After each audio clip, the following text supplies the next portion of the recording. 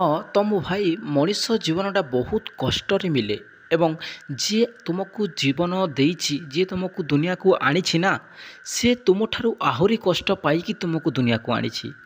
ତ ମୋର କହିବାର ତାତ୍ପର୍ଯ୍ୟ ଏତିକି ଯେ ଆପଣ କେବଳ ନିଜ ପରିବାରକୁ ଧ୍ୟାନ ଦିଅନ୍ତୁ। ସମୟ ବହୁତ ବହୁତ କିମତି। ସମୟର ଅଭାବ ଯୋଗୁଁ ବହୁତ ଲୋକ ବହୁତ କିଛି କରିପାରନ୍ତିନି। ସମୟ ଏମିତି ଚାଲିଯାଏ ଯେ ଯେଉଁ ଲୋକ ଭାବୁଥାଏ ଯେ ନା କିଛି କରିବି ଏହି ସମୟରେ ସେହି ସମୟରେ ବୋଲିକି ତାହା କେବେ ବି ସେ କରିପାରେନି, କାରଣ ତାକୁ ମୁହୂର୍ତ୍ତ ଦରକାର। ସେ ସମୟକୁ ସଠିକ୍ ଜାଗାରେ ଉପଯୋଗ କରିପାରେନି। ଏବଂ ନିଜେ ଯଦି ଆପଣମାନେ ଜାଣିଛନ୍ତି ଯେ ଜୀବନ କ'ଣ, ଜୀବନ କେମିତି ପାଇଛନ୍ତି, ଆପଣଙ୍କୁ ଯିଏ ଦୁନିଆକୁ ଆଣିଛି ସେ କେତେ କଷ୍ଟ ପାଇ ଆପଣଙ୍କୁ ଦୁନିଆକୁ ଆଣିଛି, କେତେ କଷ୍ଟ ସହି କେତେ ଆପଣଙ୍କ ଖ୍ୱାଇଶ ପୁରା କରି ସେ ଆପଣଙ୍କୁ ବଡ଼ କରିଛି, ଆପଣମାନଙ୍କୁ ସଂସାର ଦେଖେଇଛି। ଏବଂ ଯେତେବେଳେ ଆପଣମାନେ ଏବେ ବଡ଼ ହୋଇଗଲେଣି, ଯେତେବେଳେ ଆପଣମାନେ କିଛି ବୁଦ୍ଧି ଜ୍ଞାନ ଜାଣିଗଲେଣି, ସେହି ସମୟରେ ଯଦି ଆପଣମାନେ ନିଜ ବୁଦ୍ଧିକୁ ସଠିକ୍ ମାର୍ଗରେ ନ ଲଗାଇବେ, ଯଦି ସଠିକ୍ ରାସ୍ତାରେ ନ ଯିବେ, ତ ତାହେଲେ ନିଜେ ଭାବି ଦେଖନ୍ତୁ ଯେ ଆପଣ ମଣିଷ ନା ଅମଣିଷ। ଯିଏ ଆପଣମାନଙ୍କ ପାଇଁ ଏତିକି କରିଛି ତା ପାଇଁ ଆପଣମାନେ କ'ଣ କରୁଛନ୍ତି? ଆରେ କାହା ପଛରେ ଗୋଡ଼େଇକି, କାହା ପଛରେ କୁକୁର ଭଳିଆ ଯାଇକି ନିଜେ ନିଜକୁ ହୀନସ୍ତା କରିକି ନିଜର ସମୟକୁ ବର୍ବାଦ କରିକି, ଯେଉଁଟା କିମତି ସମୟ ତାକୁ ବର୍ବାଦ କରିକି ଆପଣମାନେ ଯଦି ନିଜ ପରିବାରକୁ ଛାଡ଼ୁଛନ୍ତି, ତ ତାହେଲେ ନିଜେ ଭାବି ଦେଖନ୍ତୁ ଆପଣ ମଣିଷ ନା ଅମଣିଷ। ଯେଉଁ ଆପଣମାନେ ନିଶ୍ଚିନ୍ତ ଶୁଣିଥିବେ ବହୁତ ଲୋକ କୁହନ୍ତି ଯେ ନା ମୋର ଏଇ ଫ୍ୟାମିଲିର ପରିବାରର ଅବସ୍ଥା ଯୋଗୁଁ ମୁଁ ଆଗକୁ ପଢ଼ିପାରିଲିନି।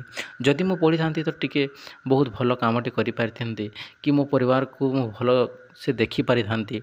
ସେହିଭଳି ଯଦି ଆପଣ ବି ଦିନ ଆସିବ, ଯଦି ଆପଣ ଯଦି ସକ୍ସେସ୍ ନ ହେଲେ ନା, ତ ତାହେଲେ ଆପଣ କହିବେ ଯେ ମୋର ଏମିତି ଥିଲା ବୋଲି ମୁଁ ସକ୍ସେସ୍ ହେଇପାରିଲିନି, ମୁଁ ପଢ଼ିପାରିଲିନି, ମୁଁ ଏହା କରିପାରିଲିନି। ଆରେ ସେଗୁଡ଼ାକ ହେଉଛି ଏକ୍ସକ୍ୟୁଜ୍। ହଁ, ସେଗୁଡ଼ାକ ହେଉଛି ଏକ୍ସକ୍ୟୁଜ୍।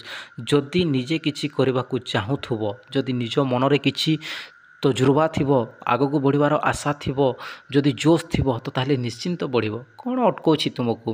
ଏହି ଡିଜିଟାଲ ଯୁଗରେ ତୁମକୁ କ'ଣ ଅଟକାଇ ପାରିବ? ସେହିଭଳି କିଛି ଜିନିଷ ନାହିଁ ଯେ ତୁମକୁ ଅଟକାଇ ପାରିବ।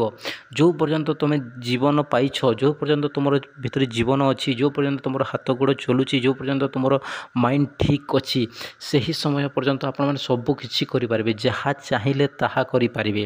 ହଁ, ଦୁନିଆରେ ବହୁତ କିଛି ଜିନିଷ ଅଛି ଯେଉଁଥିରେ କି ରିସ୍କ ନେଇକି ଆଗକୁ ବଢ଼ିବାକୁ ପଡ଼େ। ଦେଖନ୍ତୁ, ସବୁ ଜାଗାରେ ରିସ୍କ ଅଛି, ଏମିତି କୌଣସି ଜାଗା ନାହିଁ ଯେଉଁ ଜାଗାରେ ରିସ୍କ ନାହିଁ।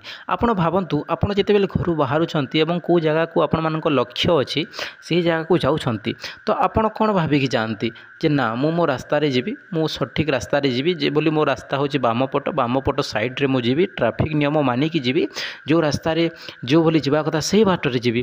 ତ ସେହିଭଳି ଆପଣ ଯଦି ସେହି ହିସାବରେ ଯିବେ ତ ଆପଣମାନଙ୍କ ମାର୍ଗକୁ ଆପଣ ସଠିକ୍ ହିସାବରେ ଯାଇପାରିବେ।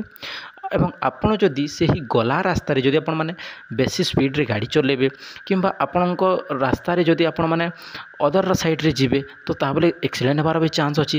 ସେହିଭଳି ସବୁ ଜାଗାରେ ରିସ୍କ ଅଛି, କିନ୍ତୁ ସଠିକ୍ ମାର୍ଗ, ସଠିକ୍ ଟାଇମ୍ର ଉପଯୋଗ, ସଠିକ୍ ଭାବରେ ସେହି ଜିନିଷକୁ କଲେ ରିସ୍କ କମ୍ ଅଛି, ସକ୍ସେସ୍ ପାଇବାର ଚାନ୍ସ ବେଶୀ ଅଛି। ତ ଫ୍ରେଣ୍ଡସ୍, ଆପଣମାନେ ବୁଝିବାର ଲୋକ, ଆପଣମାନଙ୍କୁ ମୁଁ କ'ଣ ବୁଝାଇବା ପାଇଁ ଚାହୁଁଛି ଏବଂ ଆପଣମାନଙ୍କ ଜୀବନକୁ ମୁଁ କେଉଁ ରାସ୍ତାରେ ମୋଡ଼ୁଛି, ଆପଣମାନେ ଯଦି ଏହି ସମୟରେ ଯଦି ବୁଝି ନ ପାରିବେ, ଆଗକୁ ବଢ଼ିବାକୁ ନ ଚାହିଁବେ, ତ ତାହେଲେ ଆପଣମାନଙ୍କୁ ମୁଁ କ'ଣ, ମୋ ଭଳିଆ ହଜାର ଲୋକ ଆସିଲେ ବି ଆପଣମାନଙ୍କୁ ବୁଝାଇ ପାରିବେନି। ନିଜ ମନରେ ଗୋଟେ ଆତ୍ମା ଅଛି, ନିଜ ମନରେ ଗୋଟେ ବୁଝିବାର ଶକ୍ତି ଅଛି। ସେହି ଜିନିଷକୁ ଆପଣମାନେ ଯେଉଁ ପର୍ଯ୍ୟନ୍ତ ନ ଜାଣିଛନ୍ତି, ନ ବୁଝିଛନ୍ତି, ସେହି ପର୍ଯ୍ୟନ୍ତ ଆପଣମାନେ ସକ୍ସେସ୍ ହେଇପାରିବେନି। ସକ୍ସେସ୍ ହେବାର ବହୁତ ଗୁଡ଼ାଏ ମାର୍ଗ ଅଛି। ମୁଁ ମୋ ଚ୍ୟାନେଲରେ ବହୁତ ଗୁଡ଼ାଏ ଜିନିଷ ଆପଣମାନଙ୍କୁ ଅପଡ଼େଟ୍ କରେ। ଆପଣମାନେ ଚ୍ୟାନେଲ ସହିତ ଯୋଡ଼ିକି ଆଗକୁ ବଢ଼ନ୍ତୁ, ନିଶ୍ଚିନ୍ତ ସଫଳ ପାଇବେ ଏବଂ ଆଗକୁ ବଢ଼ିବେ।